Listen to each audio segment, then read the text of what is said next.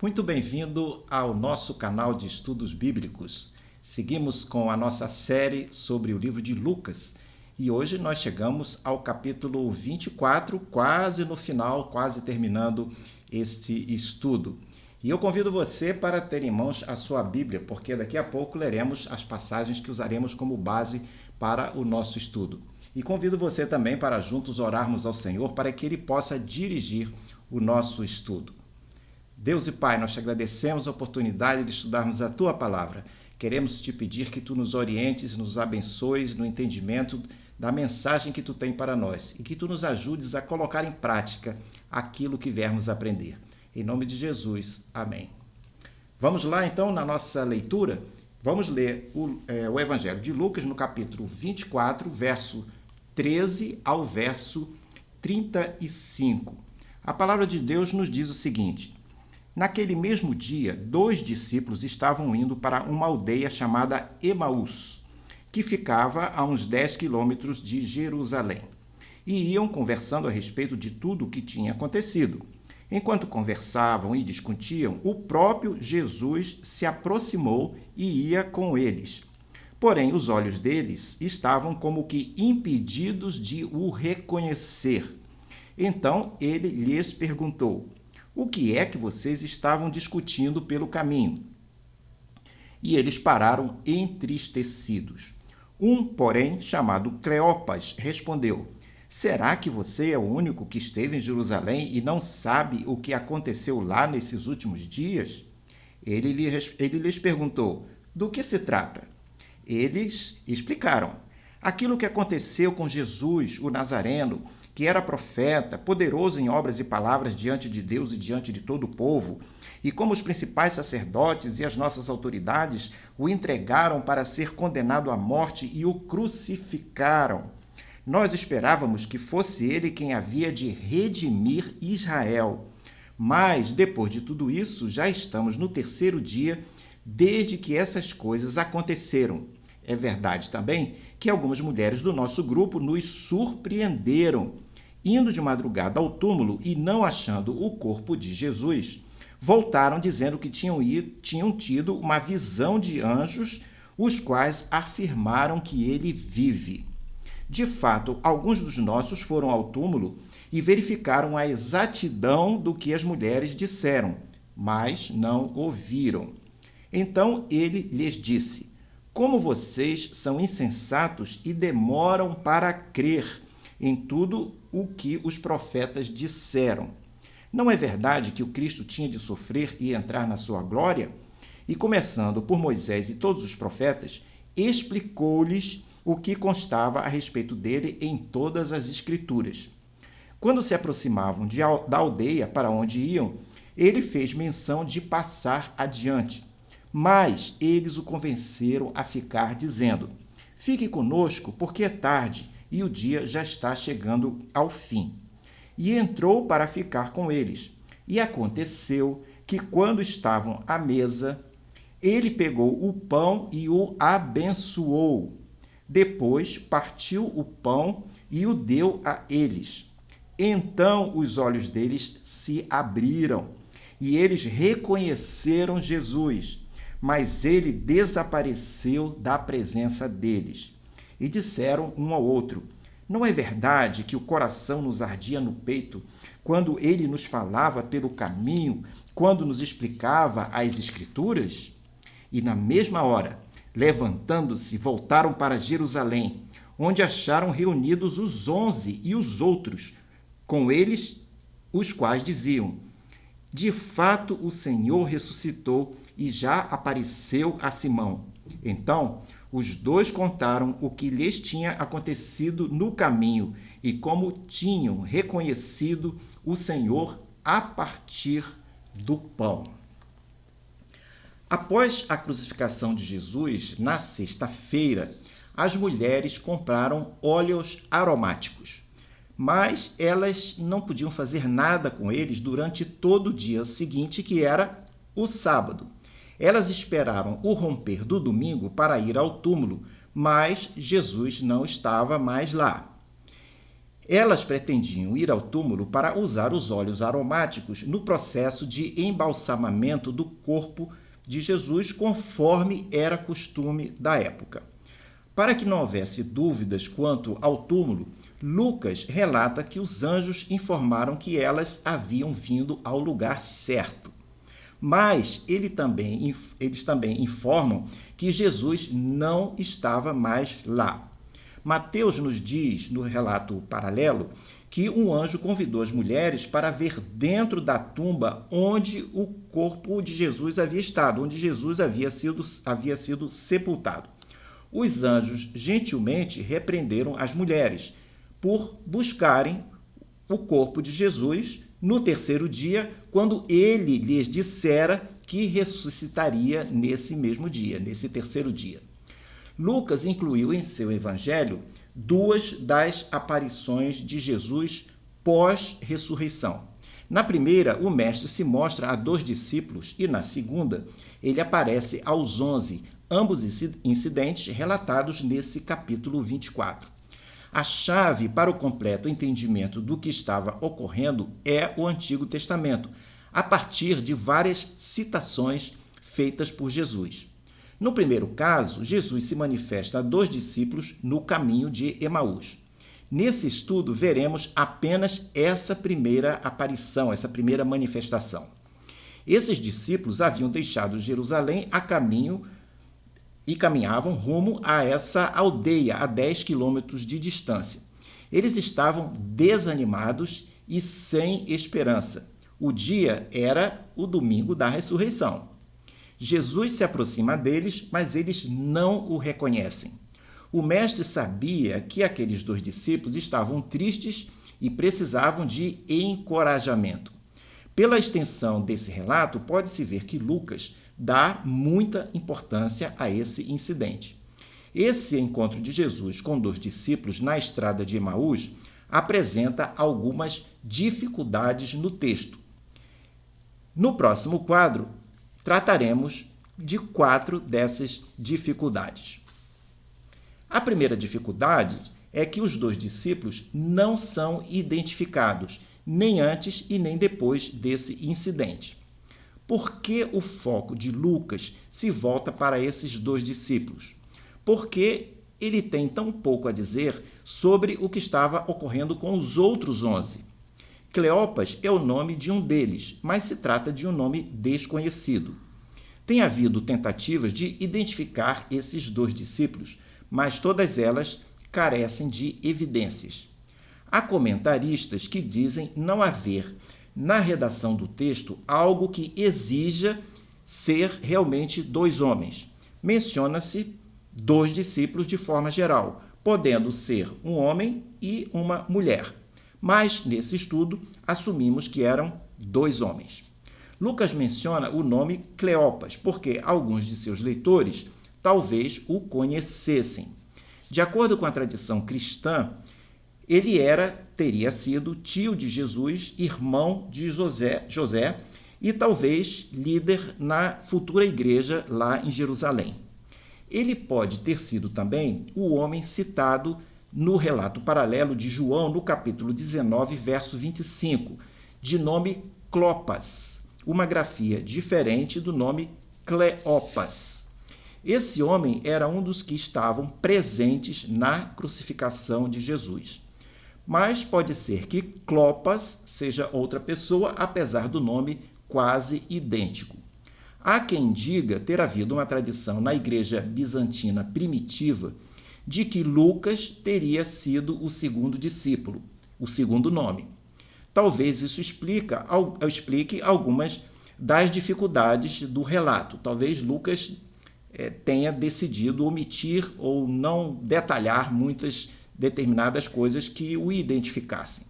De qualquer forma, não há evidência sobre qualquer uma dessas identidades. Segunda dificuldade: por que esses 2 discípulos estavam desgarrados? Por que os 2 não estavam juntos com os 11 e juntos com as mulheres e outros discípulos, conforme o relato bíblico que nós lemos? Por que se afastavam de Jerusalém a caminho de Emaús?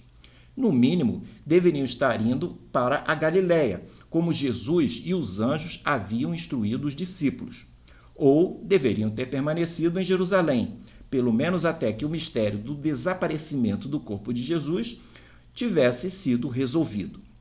Terceira dificuldade: por que Jesus não se revelou de forma simples, deixando-se reconhecer? Teria sido mais fácil aparecer a esses dois, como ocorreu quando ele se manifestou aos 11, relato que Lucas faz mais à frente nesse mesmo capítulo. Nesse segundo incidente, quando Jesus se manifesta aos 11, Jesus mostra suas mãos, mostra seus pés e mostra as suas cicatrizes. Mas aqui ele só vai se revelar no final do encontro com os dois discípulos na estrada e sai de cena logo depois. Quarta dificuldade: a sequência de eventos no decorrer do relato não é muito comum. Porque Jesus se revelou primeiro, porque Jesus não se revelou primeiro, só se revelou no final, antes de conversar com os dois discípulos? Por que desaparecer logo após se revelar, depois de tudo o que ele fez? Por que Jesus não permitiu que esses dois discípulos permanecessem com ele, conforme o desejo deles? São perguntas que ficam para pensar. No próximo quadro, temos uma pergunta: o túmulo vazio de Jesus não convencera os dois discípulos? As mulheres haviam sido instruídas pelos anjos a voltarem aos 11 discípulos de Jesus para lhes dizer que o Mestre estava vivo e que ele os encontraria na Galileia. As palavras dos anjos fizeram as mulheres lembrarem do que era exatamente isso que Jesus havia dito antes da sua morte.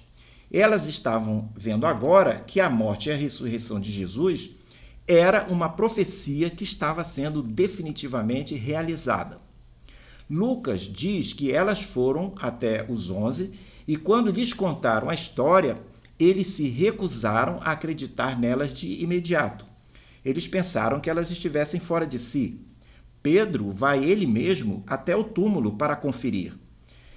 Lá ele encontra tudo quanto as mulheres haviam descrito, mas ainda assim ele não estava convencido. Pedro simplesmente vai para casa perplexo, até porque deveria ainda estar muito abatido por ter negado Jesus. O intrigante é que nenhum discípulo parece ter visto anjos lá no sepulcro. As mulheres viram os anjos, mas os discípulos não. Os guardas que estavam no sepulcro viram o anjo que rolou a pedra durante a noite. E o relato lá de Mateus, no capítulo 28, diz que eles ficaram assustados quase até a morte. Mas os discípulos não viram nenhum anjo. Embora considerassem Jesus como um profeta, os dois discípulos na estrada no caminho de Emaús estavam falhando em levar em conta as profecias quanto à sua ressurreição.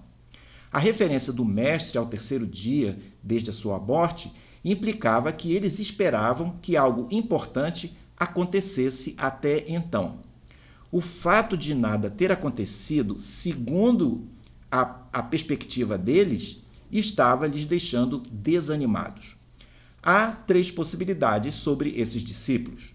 Ou eram seguidores de Jesus, mas ainda não eram crentes, ou eram crentes que haviam perdido a esperança, ou eram crentes que estavam simplesmente confusos com todos aqueles acontecimentos. O verso 24 diz que eles esperavam que Jesus fosse o libertador de Israel. Mas vale a gente observar que há diferença entre esperar um libertador e confiar em um Jesus libertador e salvador. Muitas vezes o Senhor vai se manifestar em nossa vida para nos encorajar e renovar não apenas expectativas, mas a nossa confiança nele. Mesmo depois de ouvirem falar do túmulo vazio, lá nos versos 22 a 24, os dois não perceberam ter havido algo extraordinário naquele terceiro dia. O relato das mulheres os teria confundido? Para eles, o túmulo vazio apenas era apenas alguma coisa estranha, era um estranho quebra-cabeça que eles não conseguiam entender e simplesmente os desencorajava. Mesmo ouvindo falar da presença de anjos, isso não lhes havia levantado o ânimo. No próximo quadro, após aquela caminhada, no final da jornada, Jesus é reconhecido pelos 2 discípulos. A conversa com Jesus deve ter sido bastante inspiradora para os discípulos. O Espírito Santo certamente estava agindo, porque, quando se aproximam de Emaús, os 2 pedem para Jesus permanecer com eles. Jesus aceita a hospitalidade para até entrar na casa e ter uma refeição com eles. O mestre sempre responde de alguma forma a seus discípulos, ou responde sempre àqueles que creem em suas palavras. A oração de Jesus e o partir do pão abriu os olhos de Cleopas e de seu companheiro. Eles devem ter presenciado alguma coisa daquele tipo antes, para poder fazer a ligação, a conexão com o mestre. O reconhecimento de Jesus por eles é o clímax dessa narrativa. Agora eles sabem que Jesus é o Messias que tinha que sofrer e depois experimentar a glorificação através da ressurreição. Lucas diz que os olhos deles se abriram, mas logo Jesus desaparece. A decisão de Cleopas e seu amigo de voltar a Jerusalém para anunciar que Jesus lhes havia aparecido confirma a realidade da ressurreição. Eles não podiam guardar as boas novas para si mesmos. Havia outras pessoas em Jerusalém que não sabiam ou ainda não criam e precisavam ouvir aquela notícia, de certa forma, disruptiva. Quando voltam, descobrem que Jesus também havia aparecido a Simão Pedro. Lucas relata que as mulheres e Pedro viram o túmulo vazio. E agora, esses 2 discípulos, além de Pedro, davam testemunho da ressurreição. Essas 2 testemunhas, então, passam a contar a outras pessoas sobre suas experiências com Jesus. A maneira pela qual eles passaram a reconhecê-lo os fez experimentar uma transformação radical. Eles servem como modelos do que os discípulos do Mestre devem fazer. Com essa experiência dos 2, aprendemos 3 formas como o crente pode perder a esperança, mas restaurá-la.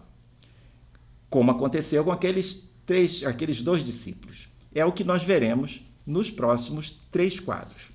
No próximo quadro, então, vemos o primeiro aspecto, a primeira forma de responder como o crente pode perder a esperança, mas restaurá-la. O crente perde a esperança quando ele se afasta da igreja. Os 11 discípulos se mantinham em Jerusalém reunindo-se no cenáculo. Ali era um local onde possivelmente realizavam cultos e faziam as suas orações. Outros crentes estavam começando a se reunir com eles. No relato de Atos 1,15, ele diz que existia mais ou menos 120 pessoas se congregando no cenáculo. O local era onde estava sendo formada a primeira igreja cristã em Jerusalém. Mas os 2 discípulos estavam se afastando de lá rumo a Emaús. Jesus havia dito aos discípulos para eles se manterem juntos no cenáculo. Deveriam fazer isso até quando eles vissem o Mestre novamente após sua ressurreição.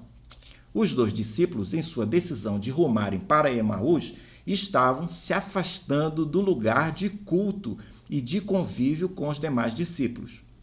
A esperança do crente começa a diminuir quando ele decide se afastar da igreja ou decide não mais frequentar os cultos e as atividades. Uma das piores coisas para o crente é se afastar da igreja, especialmente quando estiver em crise. Acha que Deus não está respondendo às suas orações e, por isso, resolve se afastar do convívio dos demais crentes.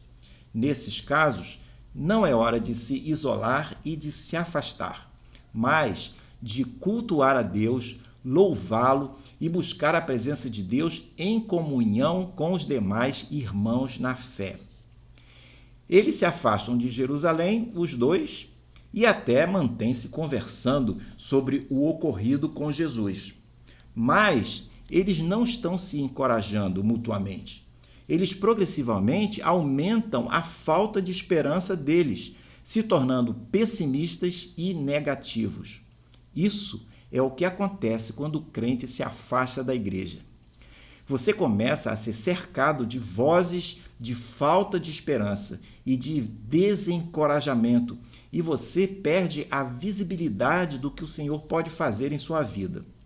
O que leva o crente a parar de frequentar a igreja? Às vezes, ele enfrenta problemas com os irmãos na fé. Acha que não é reconhecido, ou se sente preterido, ou se sente contrariado, ou se sente maltratado, se desanima e se afasta.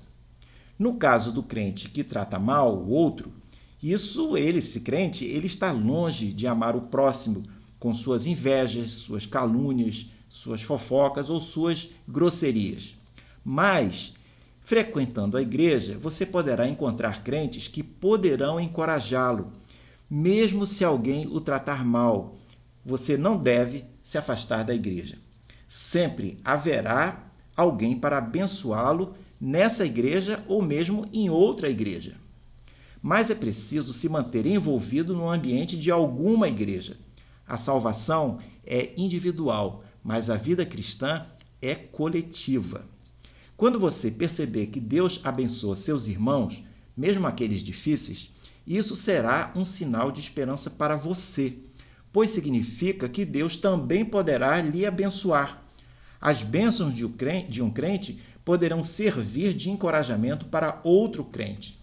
Se alguém é livrado ou curado, aumentará a sua esperança em ser livrado e curado também.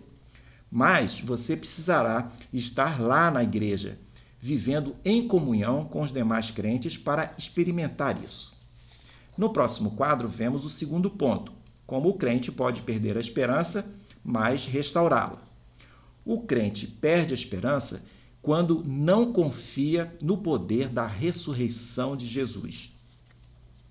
Lucas nos informa que os 2 discípulos estavam deixando Jerusalém no terceiro dia. O próprio Cleopas confirma isso no verso 21.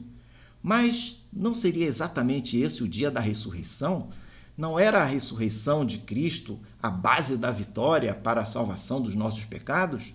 As promessas de redenção não são baseadas na ressurreição?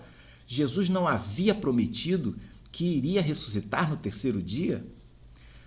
Para uma promessa ser confiável, são necessárias 2 coisas da parte de quem promete.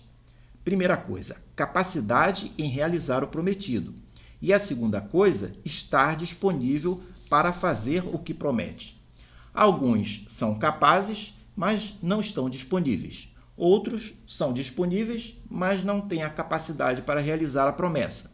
Portanto, quando alguém lhe promete algo, você precisa considerar esses 2 itens para poder confiar que aquela pessoa cumprirá a promessa que ela fez. A promessa de ressurreição de Jesus atendeu a esses 2 critérios. Primeiro, porque foi manifestada como uma disposição de Deus quando ele planejou permitir que o seu filho morresse na cruz. Segundo, porque Deus seria capaz de cumprir sua promessa como efetivamente cumpriu. A ressurreição era algo que havia sido previsto e prometido por alguém que era capaz e também disposto a cumprir essa promessa. Por que então não crer nisso? Para nós, muitas coisas são impossíveis, mas para Deus, nada é impossível dentro da vontade dele. Deus sempre pode fazer o que ele deseja fazer. Se Deus possuía e pretendia ressuscitar Jesus, ele também era capaz, ele possuía poder para fazer essa promessa, fazer cumprir essa promessa. E por que então que os discípulos deixam Jerusalém exatamente no terceiro dia? Talvez tenham ido embora porque tenham tido dificuldade em esperar. Muitos crentes têm problemas em esperar no Senhor, pois não têm paciência, não têm confiança e são excessivamente ansiosos. Quando não esperam, a esperança deles fica comprometida por conta disso. Salmos, capítulo 40, no verso 1, nos diz uma coisa muito interessante sobre isso. Lá nós encontramos isso. Esperei com paciência pelo Senhor, e ele se inclinou para mim e me ouviu quando clamei por socorro.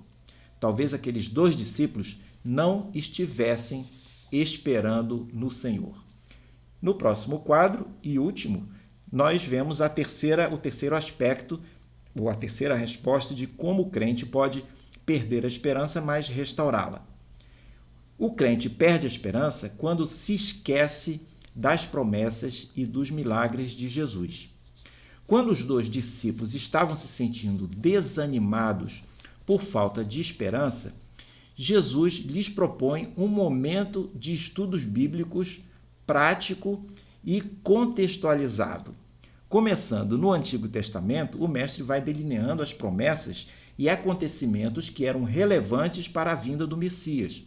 O objetivo era para que eles pudessem entender o que estava acontecendo. O mestre vai utilizar a palavra de Deus como base para os 2 discípulos vencerem o desânimo e a desesperança que havia tomado conta deles. Isso nos lembra da importância de frequentarmos as classes de estudo bíblico. Se estivermos desanimados ou não, sempre é importante estudar a Bíblia, a palavra de Deus. Jesus queria também que eles se lembrassem dos milagres. Por isso, o mestre entra com eles na casa onde teriam uma refeição. Ele pega o pão, o abençoa, parte o pão e dá a eles. Quando Jesus faz isso, o texto diz que os olhos deles se abriram e eles reconheceram que era Jesus. A esperança deles foi restaurada quando eles viram o que Jesus fez e reconheceram algo que havia ocorrido antes. O que estavam vendo, eles já haviam visto antes, o que vai encorajá-los fortemente. Eles veem Jesus partindo o pão. Aquilo certamente era algo que eles haviam testemunhado em algum outro momento. Onde eles teriam visto algo parecido? Seria naquela multiplicação dos pães e peixes que alimentou 5.000 homens, que, se contadas mulheres e crianças, devem ter chegado a 15.000 pessoas? Talvez eles estivessem perto de Jesus quando Jesus partiu o pão lá nessa multiplicação dos pães e peixes. Poderia ter sido esse evento ou algum outro semelhante. O fato é que aquilo que eles estavam vendo era um milagre que eles já haviam visto, e isso fez a conexão e fez com que eles reconhecessem Jesus. Era um milagre que, junto com as promessas das Escrituras que eles ouviram do estudo bíblico que Jesus fez com eles, os fez restaurar a esperança e o ânimo deles. Isso os motiva, então, a voltarem para Jerusalém para se encontrar com os demais crentes. Que você possa manter-se sempre estudando a palavra de Deus. Estarmos juntos com os irmãos da igreja nos ajuda a vermos os milagres que Deus tem para nós. Que você possa manter-se em convívio com os seus irmãos na fé, de modo a manter viva a sua esperança. Que você possa se lembrar dos milagres que todo dia Jesus faz em sua vida. Que você possa contar suas bênçãos e agradecer a Deus por elas. Isso tudo certamente vai lhe encorajar. Ficamos hoje por aqui. Espero que você tenha apreciado esse estudo. Se você gostou, fale dele para os seus amigos, convide eles para participarem do nosso canal de estudos bíblicos. No próximo quadro, você vê o panorama desse estudo sobre o Evangelho de Lucas que estamos desenvolvendo ao longo desse trimestre. Deixo com você, então, um grande abraço e espero vê-lo em uma próxima oportunidade.